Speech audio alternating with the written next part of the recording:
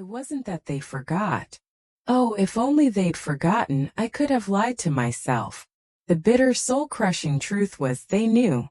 They just didn't care enough. Still, I went through the motions. I set the table by the window, just like I always did on my birthday, bathed in the fading golden light of the afternoon. The good china came out, those white cloth napkins with the tiny embroidered roses. I pulled the chicken from the oven, poured myself a glass of wine. And there it sat, in the center of the table. A simple vanilla sponge with lemon frosting. I'd baked it myself. I'd done everything myself just like every other year. But this time a tiny foolish part of me had hoped it would be different. Not because anyone had promised, mind you. Oh no, no one ever promised. But Nora, my daughter, had called last week. She'd said she might stop by. If the kids' schedules align. If they align. As if her mother's birthday was just another inconvenient puzzle piece in her overflowing calendar. And Thomas, my son-in-law, he'd texted once this month. Not to check in but to ask if I could still help with their water bill. And of course I did. Of course. So I told myself, no expectations, Edna. I boiled the potatoes, cleaned the countertops, trying to keep my mind blank. But despite everything, I still set out 4 plates. Just in case. When the clock struck 6, I changed into my navy sweater, the one Arthur always liked, and fastened my pearl earrings. 40 years ago, he'd given them to me. For my beautiful girl who always forgets she's beautiful, he'd said. I never truly believed I was, but I wore them anyway. No one would even see them. Why did I bother?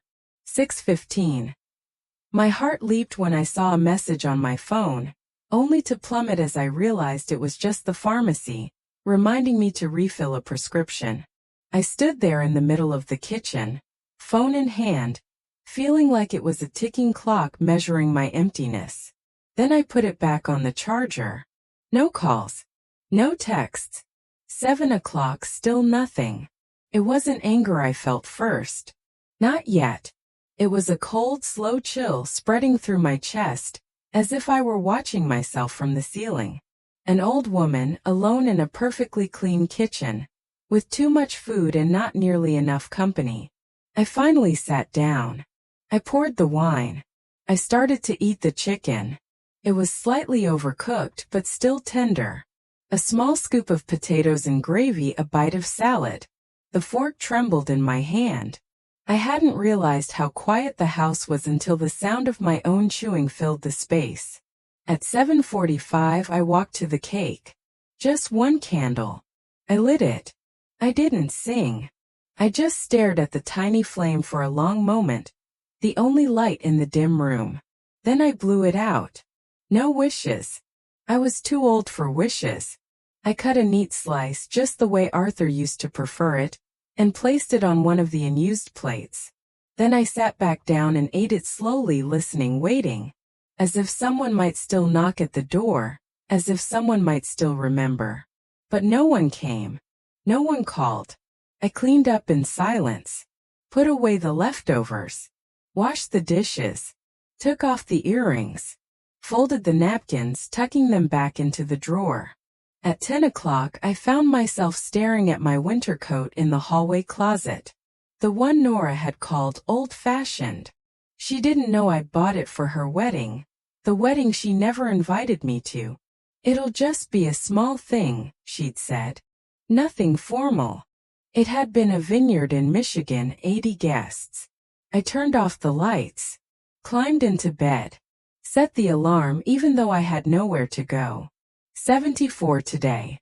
And not even a text. The next morning I didn't make coffee. That might sound like a small thing, but believe me, it wasn't. I've been making coffee every single morning for the last 50 years. Ever since Arthur brought home that shiny percolator from Sears. Even after he passed, I kept the ritual. 1 cup black with half a spoonful of sugar. But not today. Today I didn't see the point. I sat at the kitchen table, staring at the empty spot where the cake had been. The clean counter felt almost accusatory, as if it knew something I didn't. At 8:12 the phone rang. The old landline, not my mobile. The landline that only a select few, mostly for emergencies, still used. I let it ring twice before answering. "Hey, Mom. Just checking in." It was Nora. Her voice was bright, breezy, like she'd forgotten something minor. Like a doctor's appointment. Not a human being. "You didn't call yesterday," I said, my voice flat. A pause. "Yeah, I know," she said. "Sorry about that. Things got crazy with the twins and Thomas had a client dinner. And then it just got late. I figured I'd call today." I didn't say anything. What could I possibly say? "Did you do anything?" she asked. "For your birthday, I mean." "I made dinner," I said. "Set the table. Lit a candle."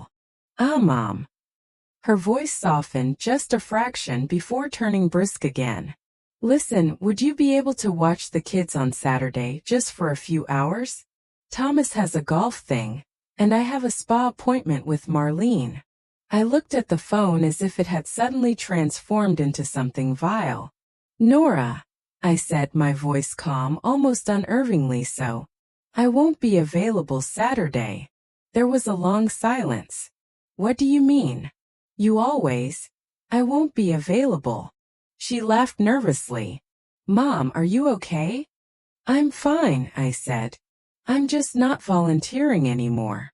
"Volunteering?" Now she sounded genuinely confused. "Yes," I said. "All these years I thought I was part of this family. That my time, my cooking, my money, that it meant something. But yesterday made things very clear. I'm not mad, Nora. I'm just tired. I think it's time I stopped showing up where I'm not wanted." Another silence, thick and heavy. "That's not fair," she said finally. "You know we love you." "No," I said, my voice firm, holding steady. "I know you love the idea of me. The one who says yes. The one who drops everything. The one who never says a word." "That's not true," she protested, but her voice was quiet now, unsure. I didn't argue. There was no point. The weight that had pressed on my chest for years had shifted. Not lifted, not yet, but it had cracked open. "I have to go," I said. "Wait, Mom." I hung up. For the first time in years I didn't feel guilty. Instead of coffee I boiled water and made tea. Chamomile, from a box that had been in the cabinet too long. It tasted dusty but comforting. I sipped it slowly, watching the squirrels outside scramble over the fence. The mail came at 10, mostly flyers and a gas bill, but also a card. My hands paused when I saw the handwriting. Loopy round letters in blue ink, addressed to Grandma. I opened it carefully, as if it might break. Inside was a folded piece of notebook paper. "Happy birthday, Grandma. I hope your day was amazing. Sorry we didn't call last night. Had a stupid biology test. I promise I'll come over soon and bring chocolate muffins. Love you forever. Ellie." Ellie. My granddaughter. 14 and still remembers. Still writes. Still loves without agenda. I touched the note with my fingertips, tracing the heart she'd drawn around her name. Something stung in my eyes, but I blinked it away. Not all was lost. Later I took out the box from under the bed. The one with old receipts, check stubs, and bank forms. I hadn't opened it in a long time. Hadn't wanted to look at what I'd given away. There were checks for Nora's first apartment, school fees, wedding contributions. Thousands, maybe more. I didn't total it. I just stared at the sheer weight of it. And then I pulled out a clean sheet of paper. I started a list. Not of money spent, but of things I would no longer do. Say yes out of guilt. Apologize for being lonely. Hide my feelings so others could stay comfortable. I wrote until the page was full. Then I folded it and put it on top of the box. No more. The list stayed on my nightstand that whole week. I didn't read it again. Not yet. But I liked knowing it was there. A quiet boundary drawn in ink. By Thursday, Nora hadn't called back. Not to apologize, not to argue, nothing. And I didn't reach out either. For the first time, silence felt less like a punishment and more like protection. That afternoon, I decided to go into town. I hadn't taken the bus in years. It rattled more than I remembered. And the driver had a thick accent I didn't recognize, but the view was the same. Old brick storefronts, wide sidewalks, the bakery with the striped awning. I used to bring Nora there when she was small. She'd always choose the chocolate eclair and eat the frosting first. I got off 2 stops early just to stretch my legs. The fall air was crisp, not yet cold, and the leaves on Maple Street had turned to rust and gold. I walked slowly, letting my joints complain until I reached the bank. Inside, the air was overconditioned and smelled faintly of printer ink. A young man in a gray sweater greeted me. "Can I help you, ma'am?" "Yes," I said. "I need to make some changes to my account." He typed something on his keyboard. "Do you have ID?" I handed it over, watching his eyes flick between me and the screen. "Edna May," he read aloud. "Yes, you have several scheduled transfers. 1 weekly, 3 monthly, 2 linked cards, both authorized to Honora Henderson." I nodded. "I'd like to cancel them all." He blinked. "All of them?" "Yes." He hesitated. "Some of these look like payments for utilities, school fees." "I know what they are," I said calmly. He cleared his throat and began typing again. "We'll need your signature on a few documents and a brief consultation with the manager since you're altering a linked account." "That's fine." They ushered me into a small room with glass walls. A woman named Teresa came in, maybe early 40s, with kind eyes and a nervous smile. She asked me gently if everything was all right. "Yes," I said. "I'm just making some corrections to a long-standing mistake." She didn't push, just nodded and walked me through the forms. An hour later it was done. Nora's cards were deauthorized. The transfers were gone. When I stepped outside, the sun was still shining, and I realized I wasn't even tired. I felt clear. Not triumphant, not angry, just clear. I walked back toward the bus stop, stopping briefly at the bakery. The same woman worked there, Evelyn, with her bright lipstick and tired eyes. She looked up and smiled. "Edna, haven't seen you in a while." "I've been hibernating," I said. But today felt like a day for lemon cookies. She packed a small box for me, then added 2 extra. "Birthday week, right?" I blinked.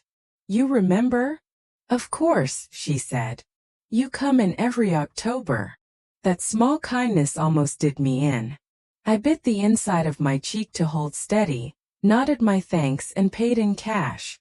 At home, I made tea and sat in the living room with the box of cookies. The house was quiet, but I didn't mind it now. It felt like mine again. Not a waiting room for calls that never came. And hey, if you're finding yourself nodding along to this story, don't forget to hit that subscribe button. You won't want to miss what else I have to share. Around 6, the phone rang. I let it ring once, twice, then I picked up. "Grandma." Ellie's voice was bright. "Can I come over tomorrow after school?" "Of course you can, sweetheart," I said, a smile finally touching my lips. "I baked something. Not as good as yours, but I want you to try it." "Then I'll be here with an empty plate," she promised. "I love you," she said. And just like that, my heart softened.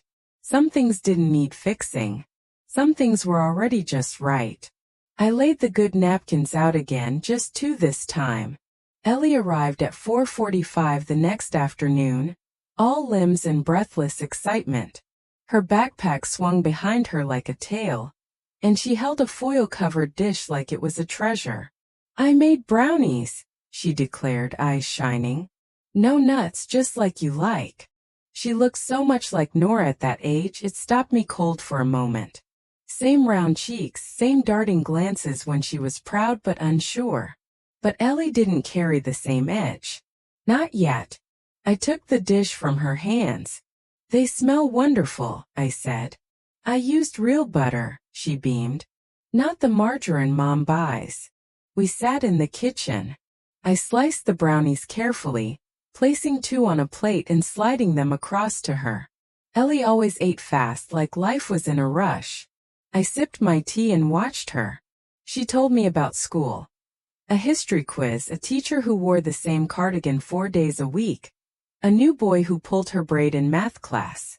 She wrinkled her nose when she said his name. Then she stopped mid-sentence, looked at me more carefully. "Grandma, are you okay?" I paused. "Why do you ask?"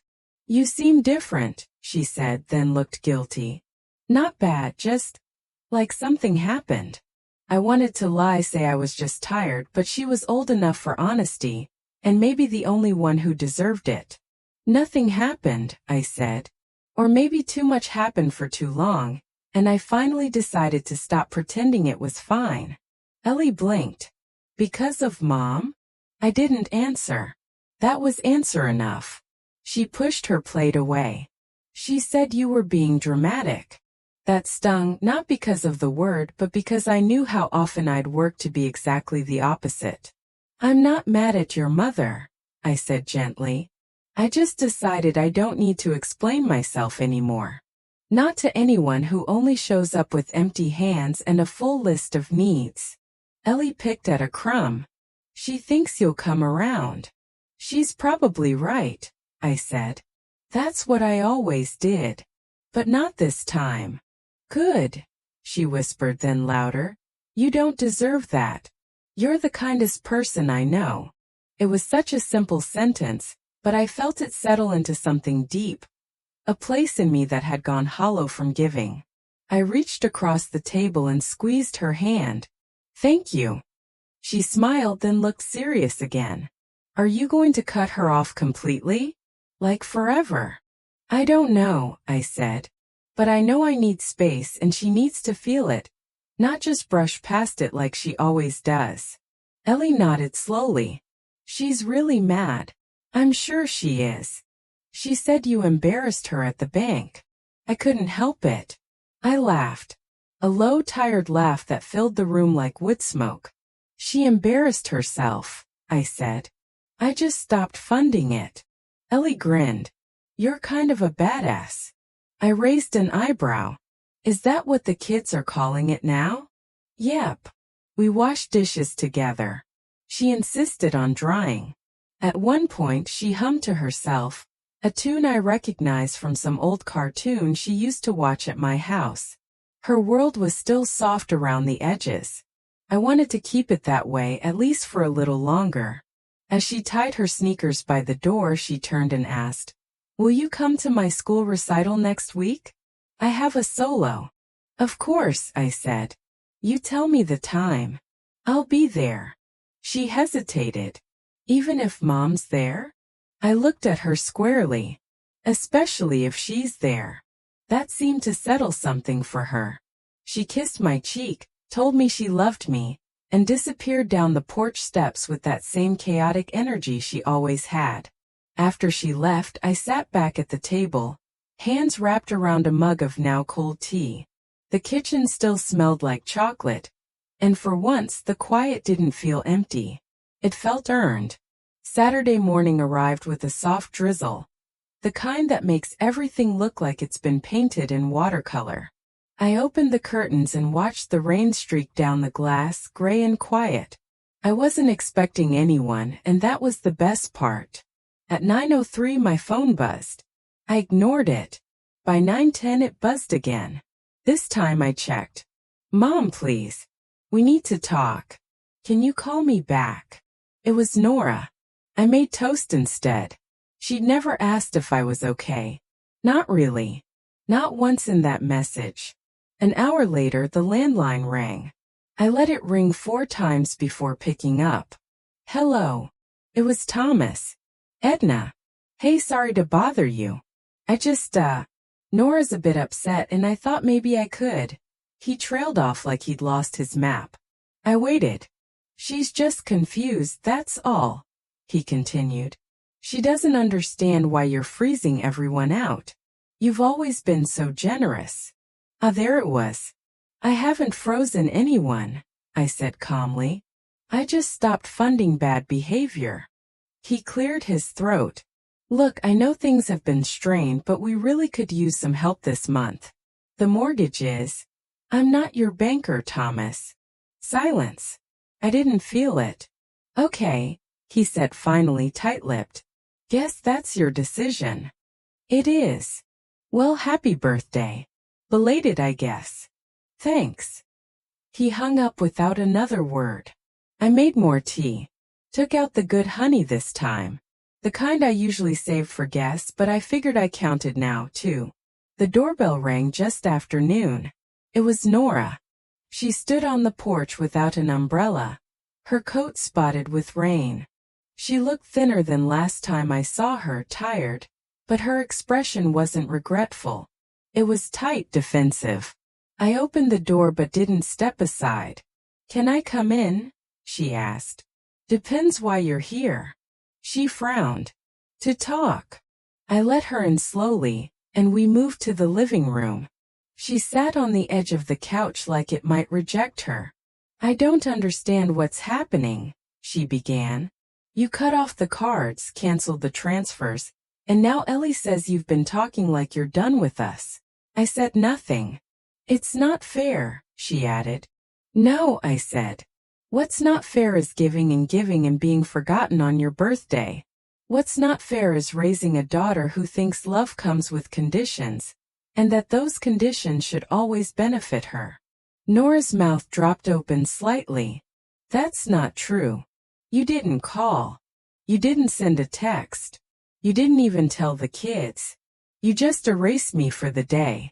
I was busy. It was my birthday. Her jaw clenched. I didn't mean to hurt you. But you did. We sat in silence. The rain tapped at the windows. Finally, she said, I guess you've made your point. It's not about a point, I said. It's about dignity. Mine. She looked down, picked at her fingernail. I always assumed you were okay with it, she mumbled. Helping.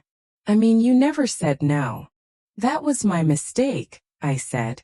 But I'm correcting it now. Nora looked up. Her eyes were tired. So that's it? You're done with us? No, I said. I'm done being invisible. She blinked hard once. I'll figure something out, she said stiffly, standing up. I hope you do. At the door she paused. Ellie, she loves you, you know. I know, I said. That's why she's still welcome here. Nora flinched like I'd slapped her, but I didn't apologize. She walked out into the drizzle without a word. I closed the door gently behind her and locked it. Then I returned to the kitchen, poured myself another cup of tea, and finally exhaled. Sunday morning I didn't turn on the phone. I let it sit there on the table, dark and silent, like an object from another life. I made oatmeal the way I liked it, with cream and brown sugar, and ate it by the window watching the neighbor's dog chase leaves. Peaceful, soft, a day without demands. Around noon the mail arrived. I shuffled through flyers, bills, and a single envelope with unfamiliar handwriting. I slid it open carefully. Inside, a birthday card, plain, store-bought, with a gold ribbon printed on the front, but the message inside was handwritten. Hesitant. Dear Edna, I'm sorry we didn't do better. You deserve better. Thomas. No excuses. No plea for money. Just that. It was more than I expected. I placed it on the mantel beside Ellie's note. That afternoon I took out the photo albums, not out of nostalgia but inventory. There were so many pictures of Nora. Her ballet recital, her high school graduation, her wedding. Pictures I'd taken, printed, paid for. I flipped past them slowly, watching the years turn like pages. And then I found the one that stopped me. A photo of Arthur and me in front of our first house. He had his arm around my shoulder. I looked thin, a little overwhelmed, but proud. There was something in our eyes, something solid. He'd built the back porch with his own hands. I remembered the sound of hammering, the smell of sawdust, the way he cursed when he hit his thumb. But he never gave up. That was the thing about Arthur. He never gave up on what mattered. Later that evening, the doorbell rang. It was Ellie, holding a folder under one arm and 2 grocery bags. "You said you were low on soup," she said, brushing past me like she lived there. "And I printed out the recital info. You said to remind you." I smiled. "I did. You're very efficient." She placed the bags on the counter and started unpacking. Chicken broth, crackers, apples, a bar of dark chocolate. "I used my allowance," she said proudly. "You didn't have to." "I wanted to." She moved around the kitchen with a confidence I hadn't seen before. It reminded me of myself decades ago, before I learned how small a woman's space can get when she keeps giving it away. "Did you talk to Mom?" she asked finally. "I did." "Was it bad?" I hesitated. "It was honest." Ellie nodded like she understood. "She's mad at me," she said. "Said I'm taking sides." "You're not," I said. "You're being decent." She took a deep breath. "Sometimes I don't know what to do. I love her, but I see things." "I know," I said gently. "You're allowed to see what you see." She took out the recital flyer and smoothed it flat. "It's next Thursday, 7 p.m. Don't be late." I wouldn't miss it. She looked up at me. "Can you sit in the front row?" "I'll sit wherever you want me." She smiled. A small, grateful smile. Then she hugged me. Not the quick, polite kind, but the kind you lean into. The kind that says, "I'm still here." After she left, I made tea and sat with the card from Thomas. Again, it was small, but it was something. Maybe this was what healing looked like. Not grand gestures, not dramatic apologies, but tiny cracks letting light through. I wasn't looking to fix everything, just myself, and I was starting to feel whole again. Monday morning brought sun, sharp and clear. I hadn't seen light like that in weeks. The kind that makes everything look more honest, less forgiving. It made the dust on the windowsill stand out. The tiny chips in the teacup I refused to throw away. The creases on my own hands. I spent most of the day cleaning. Not out of anger or ritual, but something quieter. Something like reclaiming. I scrubbed the baseboards, wiped the glass on the front door, took down the curtains and washed them. There's a certain kind of calm that comes when your world feels like it's finally yours again. After lunch, I opened the old chest in the hallway closet, the one with Arthur's tools, a few photo albums, and the folder marked house papers. I hadn't looked in that folder in a long time, not since he passed. Inside were deeds, utility records, a life insurance policy we never had to use. And tucked between it all, his letters. Arthur was a letter writer. Not poems, not speeches, just small notes scribbled on yellow-lined paper, left in drawers or coat pockets. I found one folded in 4, brittle at the edges. "Edna, if I'm not around when you find this, remember, you don't owe anyone more than they're willing to give back. You were always too generous. Promise me you won't let that become your weakness. I love you. A." I sat down on the floor right there in the hallway and read it again. Then again. Then I pressed it flat and slid it into the frame of a picture near the kitchen. One of him and Ellie planting flowers together. She must have been 7. He was already losing weight, already pale. But he was smiling. I missed him more sharply than I had in months. He would have known what to do.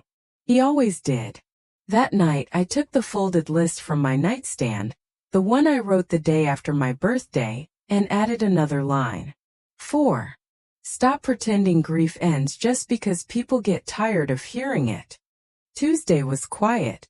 No calls, no visitors. I walked to the pharmacy and back.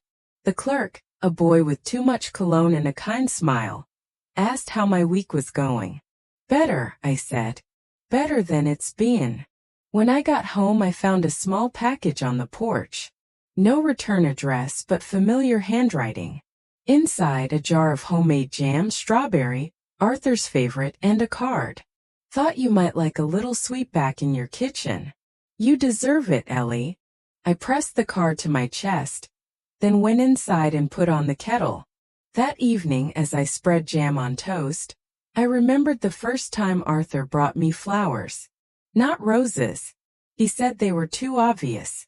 No, he brought tulips. Pale yellow, slightly bruised at the edges. They're not perfect, he said, but they're yours. That was Arthur. Not perfect, but mine. And kind in ways that mattered. I looked around the kitchen. No one demanding anything. No one measuring my value by my usefulness. Just peace and toast and jam and enough. Wednesday brought a letter from the insurance company. Just the usual annual update. No surprises, no changes. But tucked into the envelope was a leaflet I hadn't seen before. Are you planning your legacy? I sat at the table, the paper open in front of me. I'd never liked that word. Legacy. It sounded like something grand and dusty, not the quiet, ordinary life I'd led. But I knew what they meant. They were talking about money, about what you leave behind. I'd left a lot already, just not the kind that goes in a will. Still, I made a pot of tea and pulled out the old black notebook from the drawer. The one I used when Arthur and I refinanced the house 20 years ago. In it, I started a new page. What I've given. And I began listing, not exact sums. I didn't need those, just the things themselves. Nora's college tuition, down payment on their first house, Ellie's school uniforms, Thomas's dental surgery when he lost his job, groceries when their fridge broke, Christmas presents for everyone every year without fail, babysitting, hundreds of hours of babysitting, canceled vacations, missed doctor visits, delayed car repairs. I didn't write any of this out of spite, just clarity. I needed to see it, to face the shape of my giving. What it looked like on paper instead of just in my bones. I turned the page and started a second list. What I've kept for myself. The page stayed mostly empty. One pair of pearl earrings. My garden, though I hadn't tended it in years.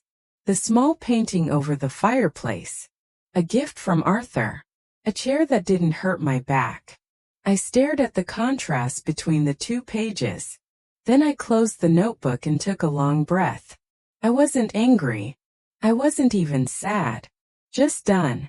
That afternoon, I walked to the lawyer's office. Francis Dwyer, gray suit, slow smile, hands like folded paper. He'd drawn up Arthur's will years ago and sent me a Christmas card every year since. I'd like to make some changes, I said. He didn't ask why. Just opened his drawer and pulled out a folder. It took us nearly 2 hours. I told him everything. About Ellie. About the card from Thomas. About the silence from Nora. I told him about the birthday, the cake, the candle. About the toast and the jam. And he listened. When I was done, he leaned back and nodded slowly. We'll keep it simple, he said. A living trust. Primary beneficiary, Ellie Merrick. Contingent provisions for the rest. You don't need to explain any more than that. I know, I said. But I wanted to. We signed the papers. I initialed each page. He handed me a copy in a crisp envelope, and I tucked it into my handbag like it was a seed. Something small, planted late, but necessary. When I stepped outside, the wind had picked up. The clouds were gray, low, heavy, but I didn't feel cold. On the way home, I stopped at the garden center, bought tulip bulbs, pale yellow, just like Arthur used to bring home. Back in the kitchen, I wrote Ellie a short note. Things are changing, love, but not the things that matter. You'll understand someday. All my love, Grandma. I placed it on the mantel next to the card and the jam, and I felt something shift, like a door finally closing behind me. Not in bitterness. In peace. By Thursday, word had clearly gotten around. It started with a knock at the door, sharp, insistent. I peeked through the curtain. It was Nora. I didn't open right away. Not out of cruelty, but because I wanted a moment to center myself, to remember who I was now. Not the woman who flinched at disapproval, but the one who had started saying no. When I opened the door, she stepped in like she owned the air between us. I just spoke to a lawyer. she said, without so much as a greeting. Ellie, seriously? I closed the door behind her slowly. Yes. You're leaving everything to a 14-year-old. I'm leaving everything to the person who's treated me with love. She made a sharp sound in her throat. Half laugh, half gasp. You're being petty. No, I said calmly. I'm being deliberate. You think we used you? Is that what this is about? I didn't answer. I didn't need to. Oh my God, she said, her voice rising. You're rewriting history. You helped us because you wanted to, because you love us. Now you're what? Keeping score. I looked at her. Really looked. She wasn't here to understand. She was here to regain control. That had always been her way. Loud when cornered. Sentimental when she wanted something. Distant when she didn't. I helped because I loved you, I said evenly. But love doesn't mean endless access. I am your family and I'm still your mother. But that doesn't mean I'm your safety net. She opened her mouth, then closed it. I stepped into the kitchen. Would you like some tea? I don't want tea. I want. She stopped herself. Exactly. She didn't want tea. She didn't want a moment of grace. She wanted compliance. No, I said gently. You want everything to go back to how it was. But I can't do that. Why not? Her voice cracked a little. Why can't we just start over? Because you never noticed I was fading, I said. Until I disappeared. Silence. She stood in the doorway like a stranger. Finally, she said, What do I tell the kids? What do I tell Thomas? Tell them I love them, I said. Tell them I needed to take care of myself. Tell them the truth. She hesitated. Will you see them? I already do, I said. Ellie's here almost every week. That's not fair. No, I said. But it's honest.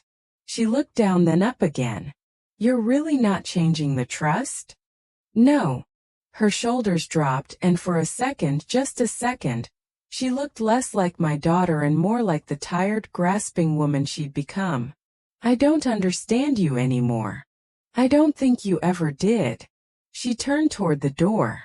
I didn't stop her, but just before she left, she said something low, almost too quiet. Do you still love me? I paused, then nodded. Yes, but I've stopped loving the way you treat me. She flinched and then she left. I sat down at the table, hands wrapped around my cup of tea, untouched, cooling. Outside, the first leaves were starting to fall, golden, dry, free. Tuesday came without ceremony. The house was still, the kind of stillness that used to ache, but not anymore. Now it felt earned, like a room cleaned after guests leave. Not empty, just quiet again. I spent the morning writing. Nothing grand, just small pieces. Sentences that circled around old memories. Arthur's laugh when he dropped a whole pie face down. Ellie's tiny fingers gripping mine on her first day of preschool. The click of the back gate when Nora used to sneak out as a teenager. They came back like echoes. I didn't chase them. I let them arrive as they pleased. By noon I had filled 10 pages. I set the notebook down and went to the porch. The tulip bed sat still under the dirt. No signs of life yet, but I trusted it would come. Things bloom when they're ready, not when we demand it. A car pulled up around 3. I recognized it immediately. Ellie. She bounded up the steps with a kind of energy only teenagers have. All urgency and hope. I brought something, she said, holding out a folded piece of paper. I took it carefully. It's the essay, she said. The one for school. I got an A, but that's not why I wanted you to have it. I opened it slowly. Her handwriting filled the page, wide and sure. The strongest person I know. That was the title. I didn't read it while she stood there. I couldn't have. My eyes were already burning. She saw and wrapped her arms around me tight and warm. I meant every word, she whispered. I know you did. After she left, I read it. Every word. She wrote about the birthday, about the silence, about watching her grandmother become small, and then watching her stop shrinking. She wrote about courage, not the loud kind, the quiet kind, the kind that says no more without raising its voice. She wrote that she wanted to grow up like me. I cried. Not the kind of crying that leaves you empty, the kind that fills. That evening, I placed her essay beside the other letters. Arthur's notes, Thomas's card, my own lists. They weren't trophies. They were truth. My truth. The house was still. The tea was warm. And for the first time in years, I felt like I belonged in my own story. Not as a character in the background, but as the author. A year passed. Not quickly, not dramatically, but steadily, like a deep river finding its way. I turned 75 on a Thursday. I planned nothing. No carefully set table, no hopeful cake. No quiet anticipation for a call I no longer needed. Because I finally knew, deep in my bones, that I didn't need it anymore. But then at 4 o'clock the door opened. And there was Ellie. And behind her Thomas holding a small box. And then to my genuine surprise, Nora. She looked nervous, clutching a single slightly wilted yellow tulip. But it was real. "Happy birthday," she whispered. I nodded. "Thank you." We didn't hug. The chasm wasn't that small yet. But she stayed. And that, I realized, was something. Ellie, bless her heart, took over the kitchen like she owned it. They'd brought chocolate cake with real cream. Thomas lit the single candle. "I think we can skip the singing," I said. And a ripple of laughter went through the room, even a faint one from Nora. I closed my eyes for a second, then leaned forward and blew out the flame. No wishes. Just gratitude. We ate at the table. No gifts, no grand speeches, just four people, complicated, tangled, trying, sharing too sweet cake and too strong tea. It wasn't perfect, but it was enough. After they left, I sat there in the living room. Ellie's essay still on the mantel, the letters beside it. My notebook now half filled with memories, moments, truth. The garden outside was dark, but I knew beneath that cold soil, those tulips were waiting. They'd come in their own time. And I'd be here. Maybe quieter now. Maybe smaller in the world's grand eyes. But not invisible. Never again invisible. So let me ask you, have you ever reached a point where you just had to say, no more? Or perhaps have you seen someone you love, someone who always gives, finally take a stand for themselves? Tell me your thoughts in the comments below. I really want to know.